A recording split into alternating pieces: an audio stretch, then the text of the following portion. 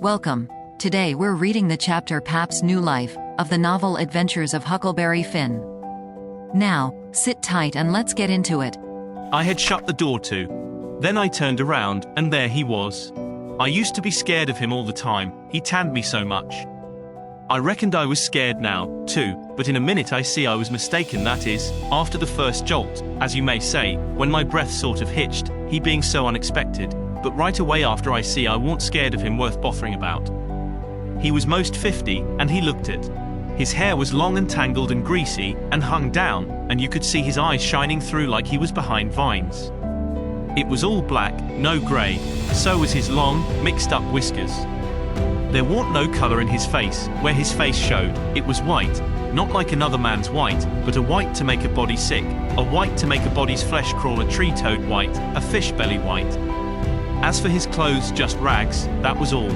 He had one ankle resting on t'other knee, the boot on that foot was busted, and two of his toes stuck through, and he worked them now and then. His hat was laying on the floor, an old black slouch with the top caved in, like a lid. I stood looking at him. He sat there looking at me, with his chair tilted back a little. I set the candle down. I noticed the window was up, so he had clumb in by the shed. He kept looking me all over. By and by he says, "Starchy clothes very. You think you're a good deal of a big bug, don't you?" "Maybe I am, maybe I ain't," I says. "Don't you give me none o' your lip," says he. "You've put on considerable many frills since I've been away. I'll take you down a peg before I get done with you. You're educated, too, they say can read and write. You think you're better than your father, now, don't you, because he can't? I'll take it out of you. Who told you you might meddle with such highfalutin foolishness? Hey, who told you you could?" "The widow. She told me." "The widow? Hey, and who told the widow she could put in her shovel about a thing that ain't none of her business?" "Nobody never told her." "Well, I'll learn her how to meddle. And looky here, you drop that school, you hear? I'll learn people to bring up a boy to put on airs over his own father and let on to be better than what he is. You let me catch you fooling around that school again, you hear? Your mother couldn't read, and she couldn't write, nother, before she died. None of the family couldn't before they died. I can't, and here you are swelling yourself up like this. I ain't the man to stand it, you hear? Say, let me hear you read." I took up a book and begun something about General Washington and the wars. When I'd read about a half a minute, he fetched the book a whack with his hand and knocked it across the house. He says, "It's so, you can do it. I had my doubts when you told me. Now looky here, you stop that putting on frills. I won't have it. I'll lay for you, my smarty, and if I catch you about that school I'll tan you good. First you know you'll get religion, too. I never see such a son." He took up a little blue and yaller picture of some cows and a boy, and says, "What's this?" "It's something they give me for learning my lessons good." He tore it up, and says, "I'll give you something better, I'll give you a cowhide."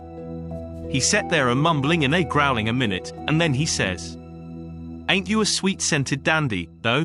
A bed, and bedclothes, and a look and glass, and a piece of carpet on the floor, and your own father got to sleep with the hogs in the tan yard. I never see such a son. I bet I'll take some o' these frills out o' you before I'm done with you. Why, there ain't no end to your airs, they say you're rich.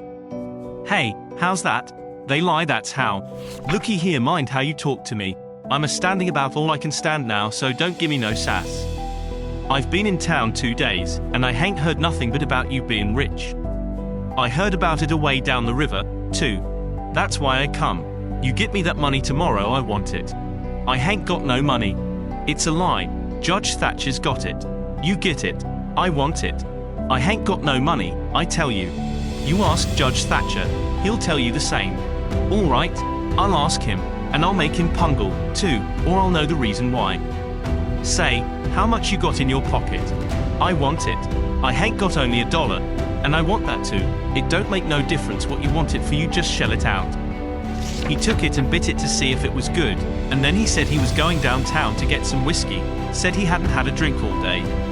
When he had got out on the shed, he put his head in again, and cussed me for putting on frills and trying to be better than him.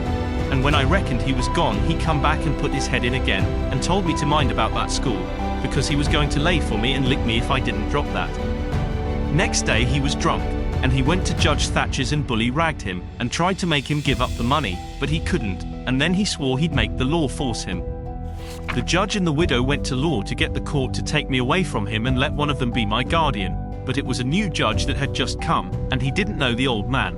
So he said courts mustn't interfere and separate families if they could help it, said he'd rather not take a child away from its father. So Judge Thatcher and the widow had to quit on the business. That pleased the old man till he couldn't rest. He said he'd cowhide me till I was black and blue if I didn't raise some money for him. I borrowed $3 from Judge Thatcher, and Pap took it and got drunk, and went blowing around and cussing and whooping and carrying on. And he kept it up all over town, with a tin pan, till most midnight. Then they jailed him, and next day they had him before court, and jailed him again for a week. But he said he was satisfied, said he was boss of his son, and he'd make it warm for him. When he got out, the new judge said he was going to make a man of him. So he took him to his own house, and dressed him up clean and nice, and had him to breakfast and dinner and supper with the family, and was just old pie to him, so to speak. And after supper he talked to him about temperance and such things till the old man cried, and said he'd been a fool, and fooled away his life. But now he was going to turn over a new leaf and be a man nobody wouldn't be ashamed of, and he hoped the judge would help him and not look down on him. The judge said he could hug him for them words, so he cried, and his wife she cried again. Pap said he'd been a man that had always been misunderstood before, and the judge said he believed it. The old man said that what a man wanted that was down was sympathy, and the judge said it was so they cried again. And when it was bedtime, the old man rose up and held out his hand, and says, "Look at it, gentlemen and ladies all, take a hold of it, shake it.